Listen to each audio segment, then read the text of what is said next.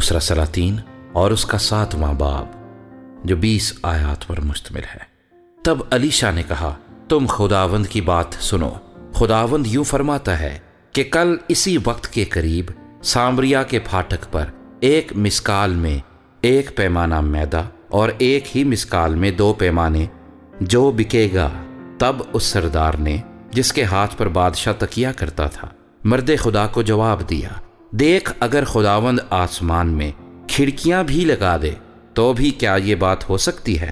اس نے کہا، سن، تو اسے اپنی آنکھوں سے دیکھے گا پر اس میں سے کھانے نہ پائے گا۔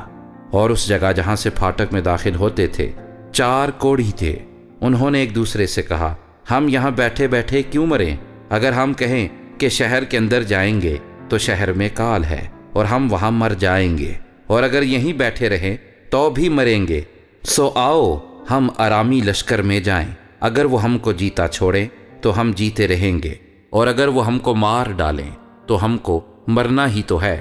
پس وہ شام کے وقت اٹھے کہ ارامیوں کی لشکرگاہ کو جائیں، اور جب وہ ارامیوں کی لشکرگاہ کی باہر کی حد پر پہنچے تو دیکھا کہ وہاں کوئی آدمی نہیں ہے، کیونکہ خداوند نے رتھوں کی آواز اور گھوڑوں کی آواز بلکہ ایک بڑی فوج کی آواز ارامیوں کے لشکر کو سنوائی۔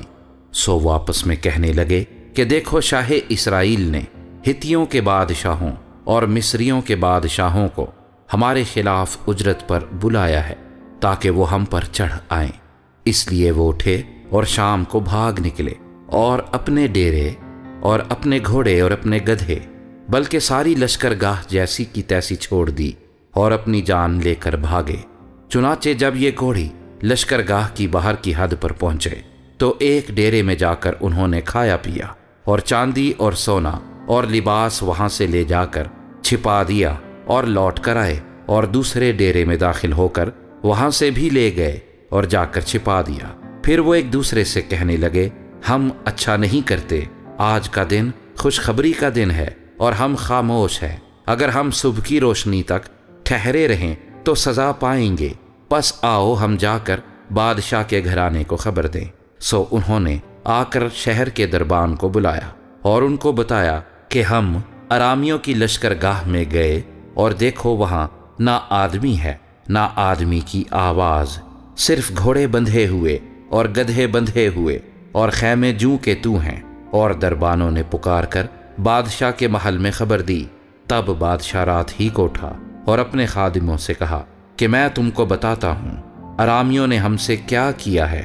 وہ خوب جانتے ہیں کہ ہم بھوکے ہیں، سو وہ میدان میں چھپنے کے لیے لشکرگاہ سے نکل گئے ہیں، اور سوچا ہے کہ جب ہم شہر سے نکلیں تو وہ ہم کو جیتا پکڑ لیں اور شہر میں داخل ہو جائیں۔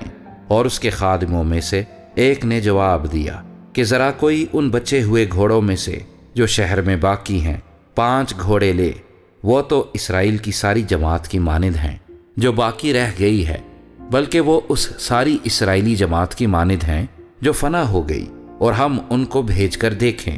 سو انہوں نے 2 رتھ گھوڑوں سمیت لیے، اور بادشاہ نے ان کو ارامیوں کے لشکر کے پیچھے بھیجا کہ جا کر دیکھیں، اور وہ ان کے پیچھے یردن تک چلے گئے، اور دیکھو سارا راستہ کپڑوں اور برتنوں سے بھرا پڑا تھا جن کو ارامیوں نے جلدی میں پھینک دیا تھا۔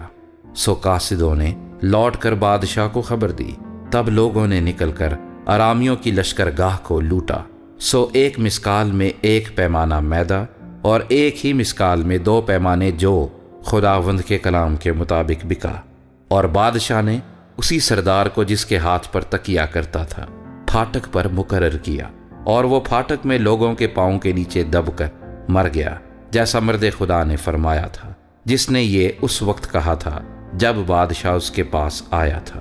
اور مرد خدا نے جیسا بادشاہ سے کہا تھا کہ کل اسی وقت کے قریب 1 مسکال میں 2 پیمانے جو اور 1 ہی مسکال میں 1 پیمانہ میدا سامریا کے پھاٹک پر ملے گا، ویسا ہی ہوا۔ اور اس سردار نے مرد خدا کو جواب دیا تھا کہ دیکھ، اگر خداوند آسمان میں کھڑکیاں بھی لگا دے تو بھی کیا ایسی بات ہو سکتی ہے؟ اور اس نے کہا تھا کہ تو اپنی آنکھوں سے دیکھے گا پر اس میں سے کھانے نہ پائے گا۔ سو اس کے ساتھ ٹھیک ایسا ہی ہوا، کیونکہ وہ پھاٹک میں لوگوں کے پاؤں کے نیچے دب کر مر گیا۔